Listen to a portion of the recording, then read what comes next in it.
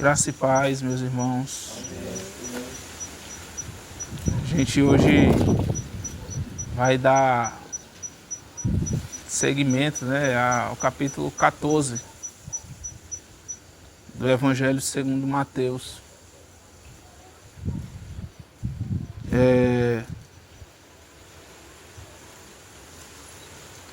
A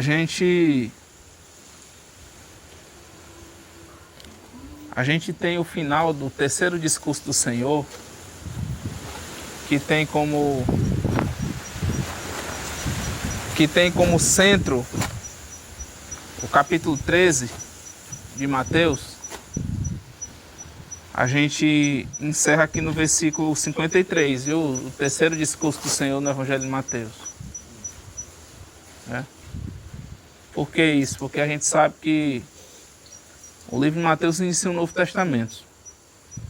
E Moisés, ele escreveu os primeiros 5 livros da Bíblia, Gênesis, Êxodo, Levítico, Números, Deuteronômio. E assim como Moisés falou aos pais por meio dos 5 livros da Bíblia, Pentateuco, assim o nosso Senhor, ele começa o Novo Testamento nos falando por meio de 5 discursos. E esses 5 discursos é a divisão do Evangelho de Mateus. Você vai ver nessas palavras aqui: aconteceu que Jesus, concluindo essas parábolas, se retirou dali. Em outro lugar concluindo Jesus todos esses discursos, porque Jesus ele falou de maneira dividida, por meio de discursos, o Evangelho de Mateus. E aqui no capítulo 14 segue, A gente vai encontrar o 4º discurso ali no capítulo 16, sabe? Em que o Senhor começa a falar do reino e a igreja. No capítulo 16, onde ele fala: Tu és Pedro, sobre esta pedra edificarei a minha igreja, e as portas do inferno não prevalecerão contra ela. Ali é o 4º discurso, em que Jesus, pela primeira vez, ele menciona o nome igreja no Novo Testamento. É aqui no capítulo 16. Sabe, irmãos? É aqui onde ele fala, do seu corpo como igreja. Ele menciona. É ali no capítulo 16 que a gente vai ver, pela primeira vez, o desvendar desse mistério, do mistério de Cristo. É a igreja, sabe? A gente sabe, no Antigo Testamento, a gente via as profecias, via os tipos, as prefigurações, assim de uma maneira ainda não tão clara, porque Deus ele tinha um mistério ali no Antigo Testamento. E o mistério de Deus era Jesus Cristo. Aí depois, Jesus Cristo veio, foi revelado, o mistério revelado. Aí, esse mistério nos revelou o seu mistério, que é a igreja, o corpo dele. O mistério revelado, Cristo em nós, a esperança da glória. Cristo ele revelou esse mistério, que era a igreja, o seu mistério. E agora a igreja revela também, a igreja também tem um mistério. É a piedade, o mistério da igreja, sabe? É a devoção a Deus. Uma vida consagrada. Vidas totalmente entregues ao Senhor. O mistério da igreja é esse, é a piedade. O mistério de Cristo é a igreja. Ele revela ali no capítulo 16. Sabe? Porque antes de Cristo revelar o seu mistério, a gente não tinha esperança, sabe, irmãos? Porque os discípulos eles se alegravam com o Senhor ali. Mas eles não sabiam até quando o Senhor estaria com eles. Ele sabia que quando o Senhor saísse de perto deles, a esperança deles toda ia acabar. Porque a gente ia permanecer em nossos pecados, não seríamos regenerados. Mas quando Cristo revelou o seu mistério, a igreja, aí nosso coração se enche de esperança, porque nós não estaremos sozinhos, porque agora nós temos uma união em vida com Jesus Cristo, de maneira que nós nunca estaríamos desamparados, nem entregues aos nossos pecados, às nossas enfermidades, mas agora teríamos esperança. Então o mistério de Cristo é fundamental para nós. Mas aqui a gente está aqui no capítulo 14, que é esse intermediário entre o terceiro e o quarto discurso. Vamos ler. Naquele tempo, ouviu Herodes, o tetrarca, a fama de Jesus, e disse aos seus criados: Este é João Batista, ressuscitou dos mortos, e por isto estas maravilhas operam nele. Por isso estas maravilhas operam nele. Porque Herodes tinha prendido João e tinha-o manietado e encerrado no cárcere por causa de Herodias, mulher de seu irmão Felipe. Porque João lhe dissera: não te é lícito possuí-la. E querendo matá-lo, temia o povo, porque o tinham como profeta. Festejando-se, porém, o dia natalício de Herodes, dançou a filha de Herodias diante dele e agradou a Herodes, pelo que prometeu com juramento dar-lhe tudo o que pedisse. E ela, instruída previamente por sua mãe, disse: dá-me aqui num prato a cabeça de João Batista. E o rei afligiu-se mais por causa do juramento e dos que estavam à mesa com ele, ordenou que se lhe desse, e mandou degolar João no cárcere. E a sua cabeça foi trazida num prato e dada à jovem, e ela a levou à sua mãe. E chegaram os seus discípulos, e levaram o corpo, e o sepultaram, e foram anunciá-lo a Jesus. Amém. Amém, Senhor. Irmãos, aqui no início do capítulo 14, a gente tem a história de João Batista e Herodes, né? Aqui, o Evangelho de Mateus, ele retrata uma situação de guerra mesmo, de inimizade, né? João Batista, ele era um profeta, sabe, irmão? O profeta, ele era reconhecido pelo confronto, sabe? Confronto contra o pecado, ele confrontava o pecador com o seu pecado.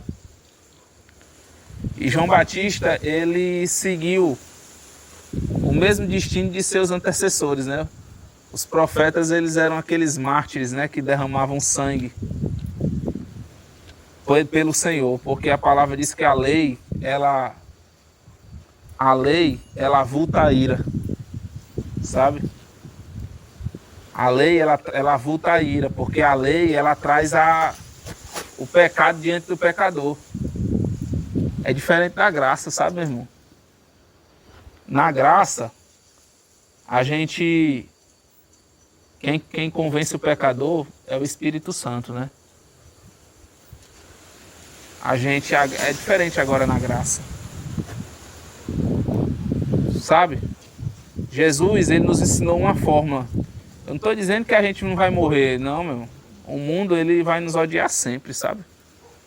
Não tem amizade da luz com as trevas. Mas agora, na nova dispensação, a gente tem um elemento diferente, sabe? É a graça. Você vê que Jesus, falando com a samaritana, ele primeiro apresentou a água da vida. Aí quando aquela mulher fala: agora eu quero beber, Senhor, aí ele fala: vai buscar teu marido. Ali ele confronta ela com o pecado dela. Mas primeiro ele apresentou a água. Quando ela quis beber, aí o Senhor: agora vamos tratar da tua mentira, que ela gostava de mentir, e do pecado, né? Aí ele falou: olha, agora tu falasse a verdade, viu? Falasse a verdade agora, porque realmente tu teve 5 maridos, nenhum dos 5 é teu. Sabe? E ele falou para ela, e ela creu. Ali é a receita da graça, sabe? O que Jesus fez aqui dali.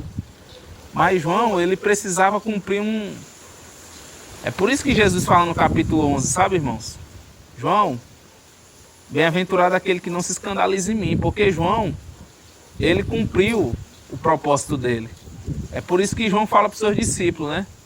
Eu sou amigo do noivo. Quando eu escuto a voz do noivo, me alegro. É necessário que ele cresça e que eu diminua agora. E João Batista seguiu o caminho dele. Mas esse exemplo aqui, irmãos, a gente tem que observar algumas coisas aqui. Sabe? Havia um vínculo de Herodes com João Batista, sabe? Em outros evangelhos diz que Herodes temia João Batista e o escutava e o obedecia em muitas coisas, sabe? Fazia muita coisa que João Batista falava. Mas Herodes, ele não podia conviver com João Batista, porque Herodes, ele vivia uma vida arruinada pelo pecado. Herodes vivia com a mulher de Filipe, seu irmão. Porque o meio daquele tempo, irmãos, a imundícia era grande, sabe? A imundícia era grande. Principalmente no meio nobre, sabe? Era assim.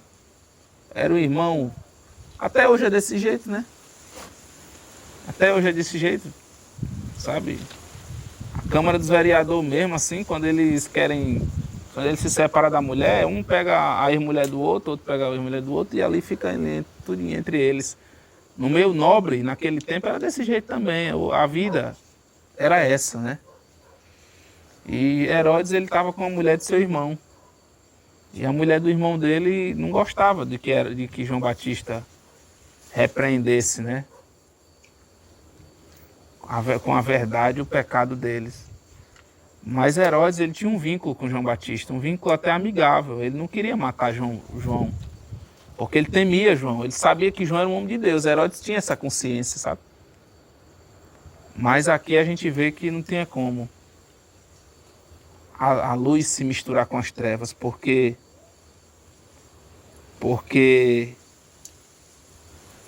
na primeira oportunidade, o senhor de Herodes armou uma arapuca para ele que ele não poderia. O problema do homem natural é esse, sabe, irmãos? O homem natural, ele tem um senhor. Ele tem um senhor, sabe, irmãos? O homem natural, ele tem um senhor sobre ele. E esse senhor é Satanás, porque Satanás, ele tem um poder sobre a carne, né? A carne não pode agradar a Deus, nem pode se sujeitar a Deus, nem se ela quiser. Porque a carne, ela é escrava do pecado, e Satanás, ele tem esse domínio sobre a carne do homem. Até que o homem seja feito uma nova criatura, o seu senhor é o príncipe desse mundo. E Herodes, ele tinha esse senhor. E esse senhor, ele armou um arapuca usando essa jovem que dançou. A palavra diz que nesse mundo só há a concupiscência da carne, a concupiscência dos olhos e a soberba da vida. Ele viu aquela moça dançando, se agradou, animado ali com aquele vinho. Sabe, irmão? Animado com aquele vinho, ele se precipitou com suas palavras. Ele se precipitou e ele falou, pediu para aquela menina pedir qualquer coisa. Sabe? E isso é perigoso, viu, irmãos? Essas festas do mundo em que regada muito vinho e muita festa, a única coisa que se fala ali é sobre a cabeça mesmo de João Batista. Já viu aquele ditado que galinha que nada com pato morre afogada, né? O crente, ele tem que ter muito cuidado com essas festanças, sabe? Porque no meio dessa festança, quem vai rodar sempre é o crente. Nunca é o ímpio, né? Sempre é o crente que vai rodar no meio dessas coisas. E João Batista rodou no meio dessa história toda aí. A menina pediu a cabeça dele, podia ter pedido muita coisa, mas foi direto na cabeça do homem de Deus, porque o inimigo, o senhor de Herodes, ele estava de olho era em João Batista, não era em outra coisa, sabe? Ele queria ver era João Batista morto, não era... Ali a gente vê que não existe amizade entre a luz e as trevas, porque são senhores diferentes, né? É por isso que Paulo fala que amizade há entre Cristo e Belial, né? entre o templo do Senhor e os ídolos, entre a luz e as trevas, não há. Porque não pode haver. Porque Satanás é o príncipe desse mundo e Jesus Cristo, ele é o Senhor, né? E no seu reino não há pecado, não há injustiça. Satanás não encontra nada em Jesus Cristo. Eles dois não podem se misturar de jeito nenhum. Por isso que acontece esse tipo de conflito aqui. E Herodes, mesmo triste, né? Ele se afligiu na hora que essa menina fez essa pergunta, porque ele não imaginava que no meio daquela festa ali ia acontecer isso. Ele afligiu-se, mas por causa do juramento e dos que estavam à mesa com ele, né, no meio dos seus maiorais, ele ordenou que se lhe desse e mandou degolar João no cárcere. E a sua cabeça foi trazida num prato e dada à jovem, e ela a levou à sua mãe. A primeira oportunidade, a amizade de João Batista e Herodes se desfez, por causa que não pode haver essa amizade, sabe? Os senhores são diferentes. Por isso que Herodes aqui acabou tirando a vida de João Batista, sabe? Acabou tirando a vida de João Batista. Dizem que Herodes morreu louco, sabe? A tradição da igreja diz que Herodes morreu numa situação muito complicada, viu? Muita dor, assim, muito sofrimento, sabe? Uma situação muito cruel, a situação que Herodes morreu. Diz aquele historiador Eusébio de Cesareia, né? Ele retrata a doença, a enfermidade com que ele morreu. Foi uma doença muito, muito ruim com que ele morreu. A palavra diz assim: chegaram os seus discípulos e levaram o corpo e o sepultaram e foram anunciá-lo a Jesus. E Jesus, versículo 13, ouvindo isso, retirou-se dali num barco para um lugar deserto, apartado, e sabendo o povo, seguiu a pé desde as cidades.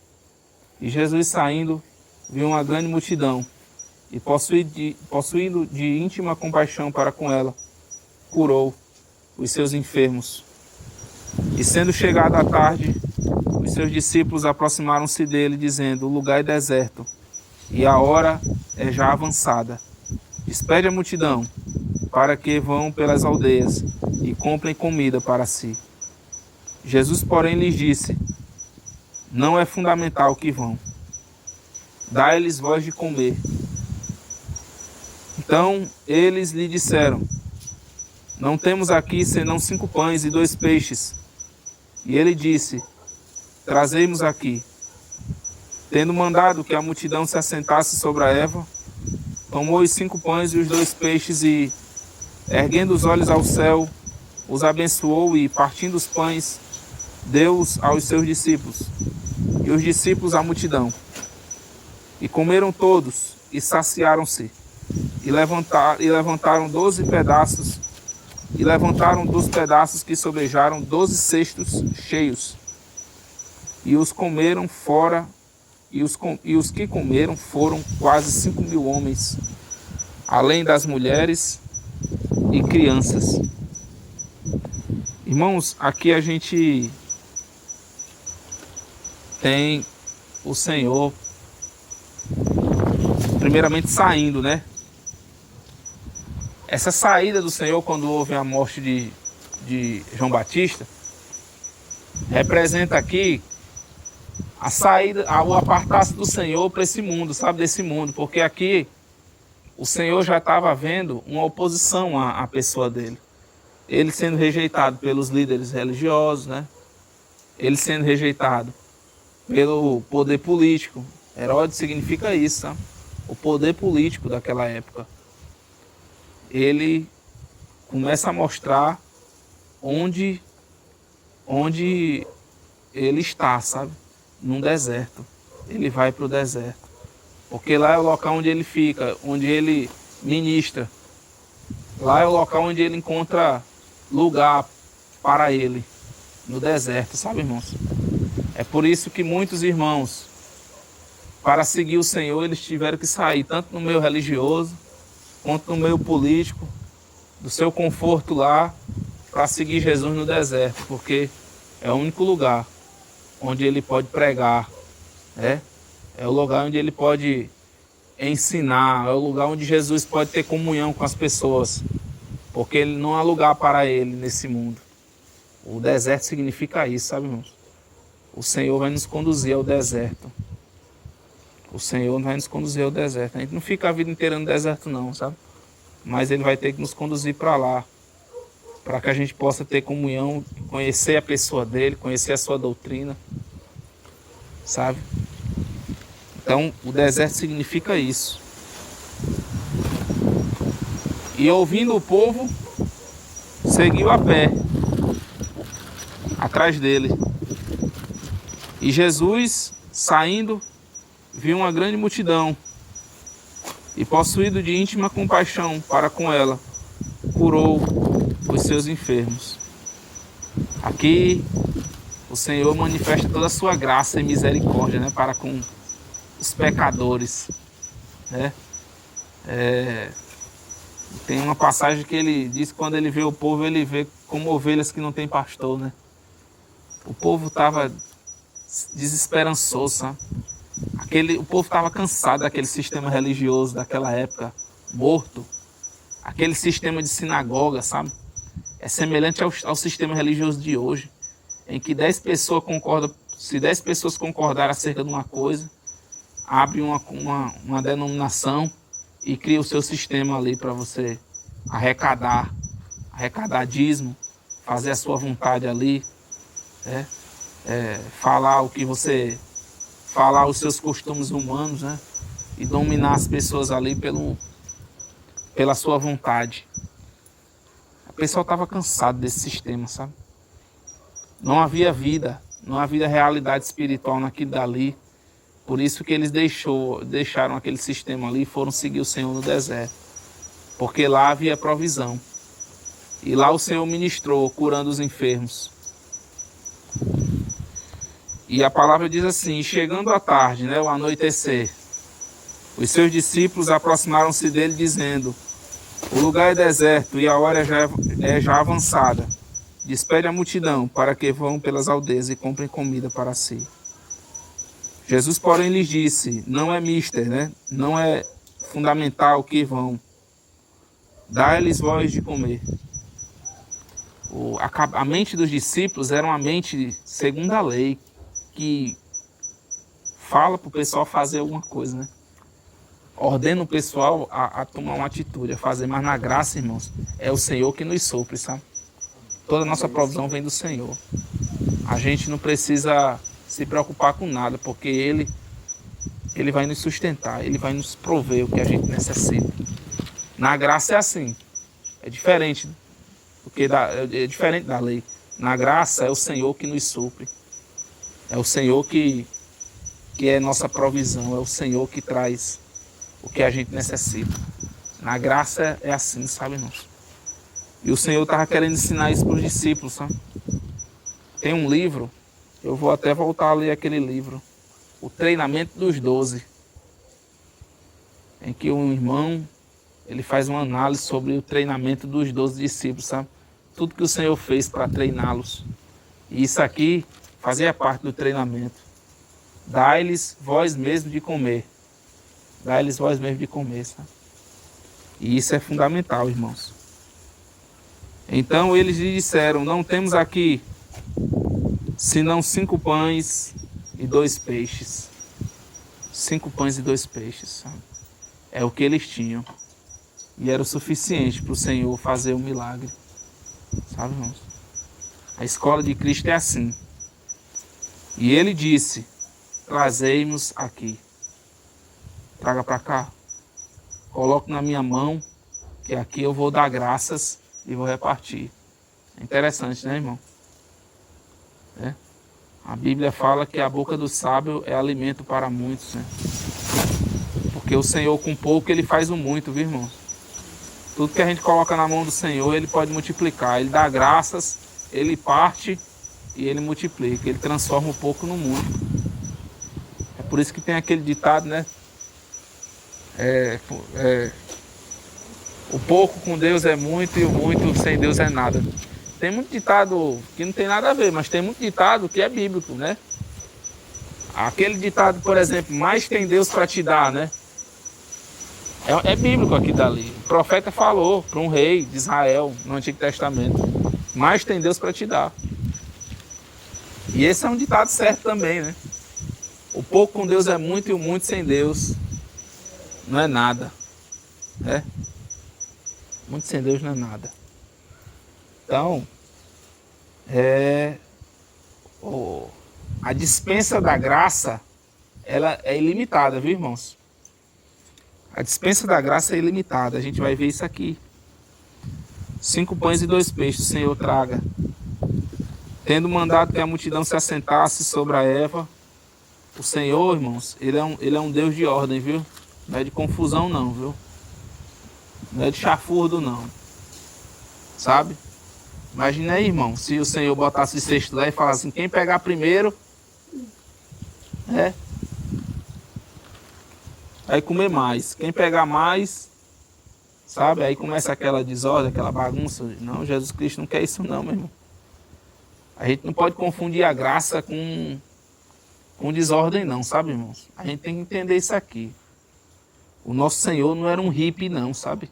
A gente tem aquela ideia, né, sabe, Jesus como um hippie, né? Sabe? Cabelo grande, todo sujo, sabe? Um hippie, sem ordem, um anarquista, né? Anarquia significa aí, sem lei, sem ordem nenhuma, sabe? Chama-se também, sem lei, chama-se, na teologia, meu Deus, agora eu esqueci, mas já eu lembro, sabe? Tem um nomezinho para essa doutrina, sem lei, sabe? Mas vamos seguir aqui. Jesus Cristo, ele é um Deus de ordem, sabe? Nosso Senhor, ele é um Deus de ordem. O Senhor compreendia a mentalidade do Pai. O Pai é um Deus de ordem, ele não é de desordem. Então ele mandou sentar, ó, sente aí. Sente aí, sabe? Interessante, né? Os discípulos doidos para mandar o pessoal ir embora, morrendo de fome, no meio do escuro, vendo a hora ser picado por uma jararaca no meio do deserto ali, passar mal ali, desmaiar. E o Senhor mandou foi eles assentarem, sabe, irmão? É como diz aquele texto do Salmo: aquietai-vos e sabei que eu sou Deus, né? Esse aqui é o nosso Senhor, irmãos. Ele é um Deus que trabalha por nós. É por isso que o Salmo 127 diz, irmãos: aos dele ele dá enquanto dorme, viu? E o Salmo não está mentindo, não. Por mais que alguns se escandalizem, né? Armado tem lugar, viu, irmão? A gente chegar numa igreja legalista, num sistema legalista, carnal, e ler aquele texto ali, eles têm uma raiva. A pessoa olha para a cara do pastor, viu? A gente faz a leitura do Salmo 127, a gente olha para a cara do pastor, já está desse tamanho a cara dele, morrendo de raiva. Mas como é que o cara vem dizer aqui que o Senhor dá enquanto eu durmo, rapaz? Que a gente precisa ir lá e fazer, sabe? Tem que barganhar, tem que merecer. Faça a sua parte, meu irmão. Sabe? Mas aquele salmo não está errado não, viu, irmão? Inútil vos será acordar cedo, comer o pão, sabe? O pão que o diabo amassou, sabe? Se o Senhor não abençoar, porque aos dele ele dá enquanto dorme. Salmo 127 fala isso. Aí a gente diz assim, ó, amém, viu, irmão? Por mais que tenha muitos irmãos que gostam de brigar com a Bíblia, é isso, não é desse jeito. A gente diz amém a palavra. É por isso que o reino dos céus é das crianças, né, meu irmão? A gente lê um texto, a gente não compreende, a gente diz amém. Não fica tentando arrodear para encaixar aquele texto no nosso sistema doutrinário, sabe? Quando o Senhor diz assim, ó, esforça-te e eu te ajudarei, somente ser forte e corajoso, né? pois eu estarei contigo onde quer que antes, a gente diz amém. Quando o Senhor diz assim, aos dele ele dá enquanto dorme, amém. Eu não preciso compreender as coisas de Deus não, meu irmão. Deixa o Senhor falar e eu creio. Não é não, irmão? O Senhor fala e eu creio. Esse negócio de eu estar querendo, sabe, ajeitar, brigar com a palavra de Deus. Eu gosto daqueles pastores que quando os irmãos se levantam contra ele, fala assim, ó, brigue com a Bíblia. Ó, brigue com a Bíblia, não brigue comigo não, viu? Quem está falando é a palavra de Deus, eu não tenho nada a ver com isso. Aqui é Deus que está falando, eu só sou um vaso. Brigue com a Bíblia, meu irmão. Aí no instante você amansa as feras, né? As bestas de Éfeso. No instante você amansa. Mas é isso. O Senhor mandou eles assentar. Tomou os 5 pães e os 2 peixes e, erguendo os olhos ao céu, os abençoou e, partindo os pães, deu-os aos discípulos e os discípulos à multidão. E comeram todos e saciaram-se. Levantaram dos pedaços que sobejaram 12 cestos cheios. Essa é a abundância da graça, sabe, irmão? O Senhor é super abundante. O Senhor nos chama a comer pão e vinho na mesa do Senhor, né? O Senhor proveu pão e peixe para o pessoal comer, sabe? O pão significa ele mesmo, né, irmão? O peixe significa as pessoas, sabe? As almas que ele ganha consigo mesmo, sabe? A provisão que ele é para as pessoas, sabe? Pão e peixe. É tanto que no começo da fé cristã, né, o símbolo do cristianismo era um peixezinho. Os irmãos usavam um peixe para se identificar, né? Até hoje alguns lugares tem o peixe. Para eles escapar de Roma, eles usavam esse símbolo, peixe. As pessoas, né? Pedro lançou as redes ao mar e pegou peixes. Pedro pregou e as pessoas vieram até Cristo. Então, Jesus Cristo ele nos é provisão nisso. Ele é o pão servido às multidões, né? Ele é essa vida. Ele é nossa vida mesmo. Ele é o nosso suprimento. Ele é o que nós necessitamos. E eles comeram todos e saciaram-se. E levantaram 12 pedaços que sobejaram. E levantaram dos pedaços que sobejaram 12 cestos cheios. Meu irmão, você sabe o que é uma multidão morrendo de fome? Aquele povo comeu, não comeu não? Comeu, meu irmão. Não foi assim. Eles não estavam ali com vergonha. Eles não estavam ali com vergonha, não. Eu vou aqui comer pouquinho. Não, meu irmão. Sabe? Se você quiser ver, você junta um bocado de crente para comer, você vai ver o que é que eles vão comer. Aqui esse povo comeu, meu irmão. O milagre aqui, o poder de Deus aqui é muito tremendo, meu irmão. Esse pessoal comeu, não foi brincando não. Não acredito que esse pessoal comeu, cada um comeu um pãozinho ali, sabe? E um peixezinho, só para enganar a barriga. Que conversa é essa? Eles comeram aqui, foi para apocar mesmo. Né? É não, irmão? Eles comeram aqui mesmo para encher mesmo. Não foi para comer pouco não, meu. E os que comeram foram quase 5.000 homens, fora mulheres e crianças, né? Colocando isso aí, vai dar um número muito maior de pessoas. Isso aqui é o poder de Deus, sabe? O poder de Deus é tremendo, sabe? É tremendo isso aqui. Amém. Vamos continuar a leitura.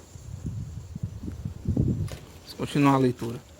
E logo ordenou Jesus que os seus discípulos entrassem no barco e fossem adiante para outra banda, enquanto despedia a multidão.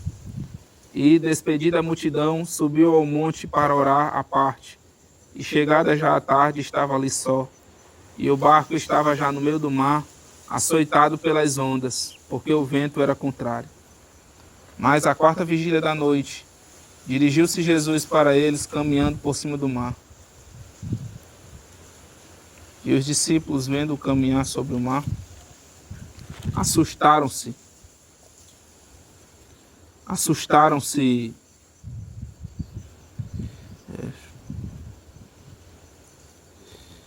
Mas à quarta vigília da noite, dirigiu-se Jesus para eles, caminhando por cima do mar, e os discípulos, vendo caminhar sobre o mar, assustaram-se, dizendo: é um fantasma, e gritaram com medo.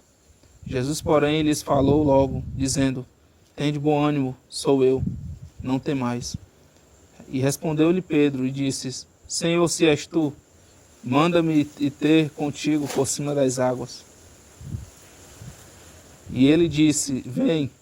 E Pedro, descendo do barco, andou sobre as águas para ir ter com Jesus. Mas, sentindo o vento forte, teve medo e, começando a ir para o fundo, clamou, dizendo: Senhor, salva-me. E logo Jesus, estendendo a mão, segurou-o e disse-lhe: homem de pequena fé, por que duvidaste? E quando subiram para o barco, acalmou o vento. Então aproximaram-se os que estavam no barco e adoraram-no, dizendo: és verdadeiramente o Filho de Deus. Amém. Irmãos, é interessante isso aqui. O Senhor curou os enfermos, o Senhor alimentou o povo curado e o Senhor pessoalmente despediu cada um deles, sabe, irmão? Como o nosso Senhor, ele era amoroso, assim, atencioso com as pessoas, sabe, irmão? Isso aqui é um texto que me toca muito, esse texto aqui, sabe? Ele colocou o discípulo no barco e mandou os discípulos ir atravessar, sabe? Na frente dele, sabe? Com certeza o discípulo perguntava: Senhor, e o Senhor vai de quê? Não se preocupe. Com certeza ele disse isso. Não se preocupe comigo, vá. Porque o Senhor precisava orar, sabe, meu irmão? Não dá para o Senhor estar com as 12 pedreiras todo o tempo ali em cima dele, não, porque ele precisava de um tempo com o Senhor, sabe? O nosso Senhor, ele era um homem de oração, sabe? Ele era um homem de oração, ele precisava de um tempo só com o Senhor. É importante isso aqui, sabe, irmão? Depois de uma grande vitória, de um grande milagre, é importante a gente ir aos pés do Senhor e se dobrar, passar um tempo com o Senhor, para que o Senhor nos socorra, nos dê uma nova porção da graça, sabe? E ele entendia isso, o Senhor nos ensinou isso. Depois dessa multiplicação de peixe, ele queria estar com o Senhor sozinho. Primeiro ele estava diante da multidão, com a multidão ali, com os discípulos. Mas logo após, sabe? Quem quer estar diante da multidão, irmão, ele tem que entender, ele tem que ser também um homem que aprenda a ficar sós com Deus, sabe? Não existe homem de Deus que vive dentro de um show para um show, de uma pregação para outra pregação, sabe? De um avião a jato para outro avião, daqui para acolá, e não tenha um momento com Deus, não, sabe? Não existe. Esse homem, ele é um homem que já está derrotado, porque quem muito tem para dar, irmãos, ele necessita muito receber do Senhor também. Por isso que o Senhor, ele entendia isso. Ele despediu a multidão sozinho ali, um por um, sabe? Cuidando ali deles, dando atenção, conversando, sabe? Despedindo cada um. Ele fazia as coisas tudo perfeito, sabe, irmão? É interessante, né? Como o Senhor era maravilhoso. Ele não fazia nada pela metade, tudo dele era bem feito. Só ver que ele recebeu a multidão, deu de comer e despediu. A gente tem que aprender com o nosso Senhor, sabe, irmão? Ser como ele. O Senhor era maravilhoso. Nosso Senhor Jesus, o Evangelho de Lucas foi escrito para mostrar o homem Jesus, sabe?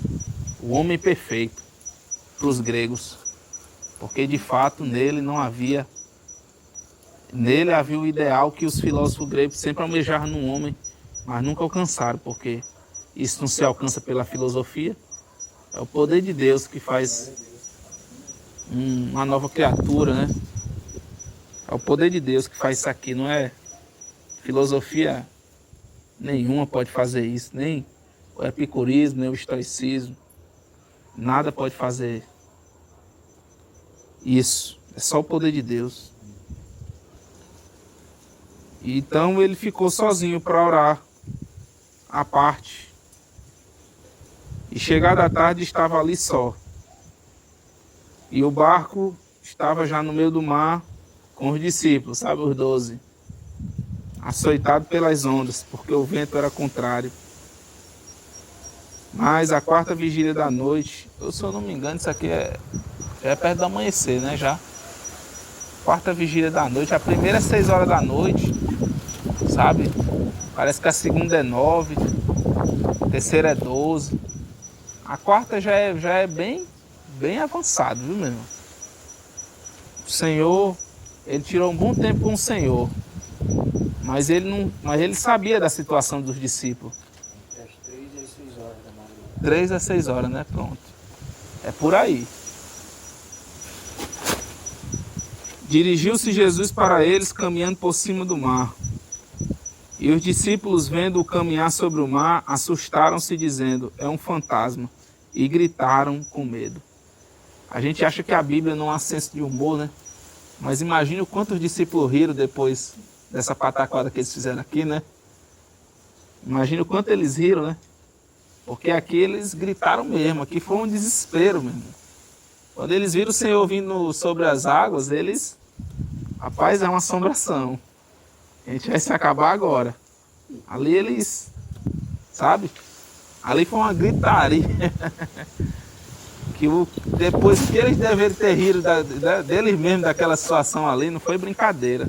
A Bíblia também tem senso de humor, sabe, irmão? Os discípulos aqui se assombraram mesmo. Jesus, porém, lhes falou logo, dizendo, tende bom ânimo, sou eu, não temais. E respondeu-lhe Pedro e disse, Senhor, se és tu, manda ir ter contigo por sobre as águas, né? E ele disse, vem. E Pedro, descendo do barco, andou sobre as águas para ir ter com Jesus. Aqui, a gente vê o poder da palavra, sabe, irmão? Quando Jesus diz vem, é como se um tapete se estendesse sobre... O pastor Glenn costuma falar que a palavra de Deus é como se fosse uma lei da física que os cientistas não descobriram. Existe uma lei que rege esse universo, que é a palavra de Deus, viu, irmãos? Que os cientistas não sabem que lei é essa. Mas é a palavra. Quando o Senhor falou vem, aquelas águas ali estavam firmes, feito concreto, para que Pedro andasse. Quando o Senhor diz vem, meu irmão, não há nada impossível. Pedro, descendo do barco, andou sobre as águas para ir ter com Jesus. Mas sentindo o vento forte, teve medo e, começando a ir para o fundo, clamou dizendo, Senhor, salva-me. Aqui Pedro experienciou, irmãos, o que acontece com todos nós quando a gente tira os olhos de Cristo e olha para as circunstâncias, né? Ele sentiu o vento forte e ele tirou os olhos de Cristo, daquela palavra que o mantinha sobre as águas e olhou para aquelas circunstâncias e ali ele começou a afundar. E ele só tinha uma oração a fazer, Senhor, salva-me.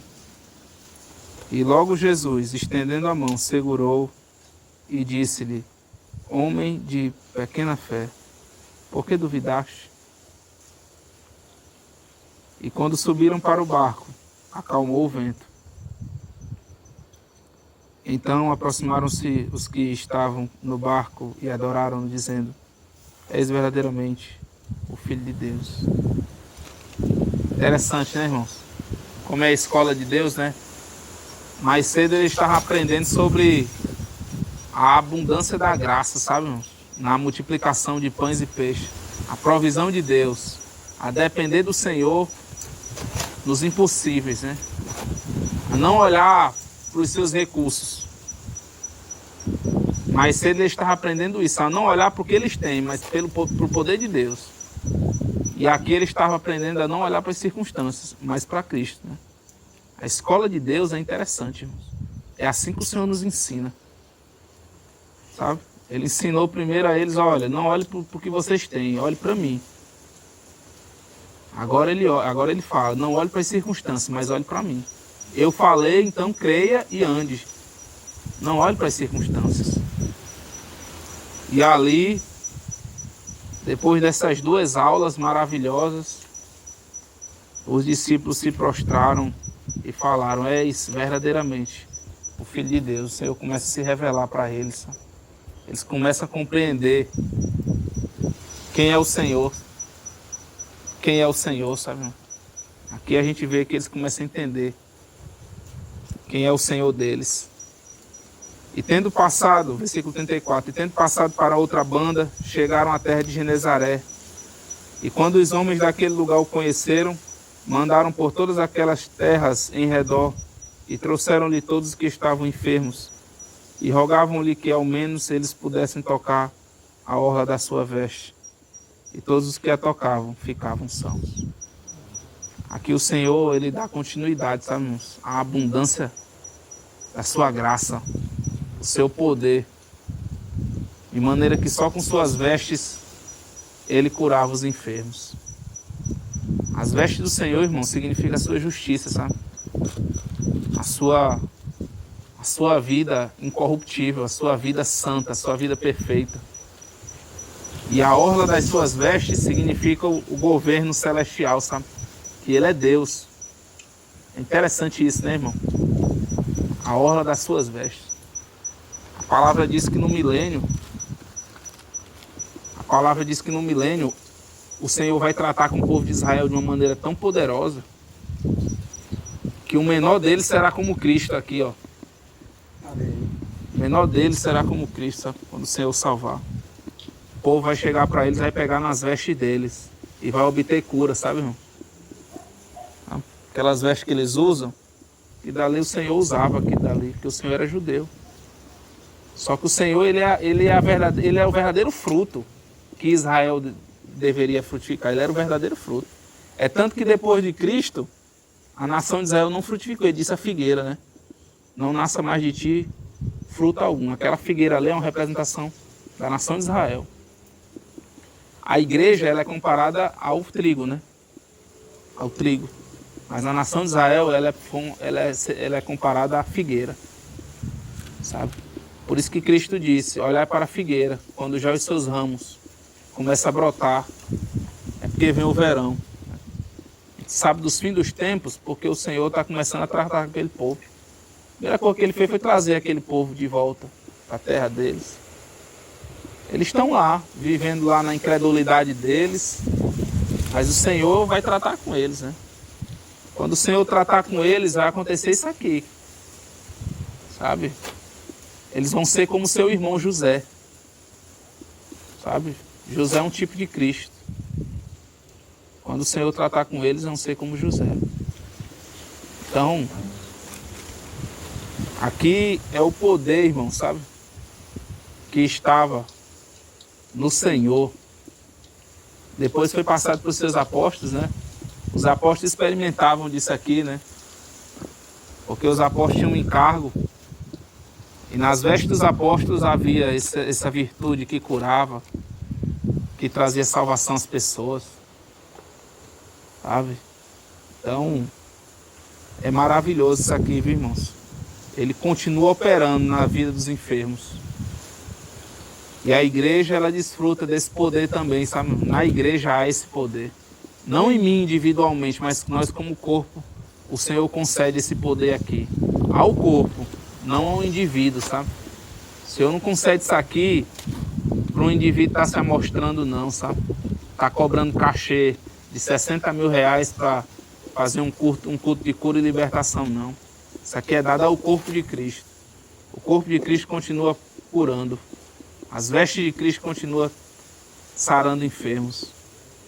Em nome de Jesus, irmãos, a gente encerra o capítulo 14.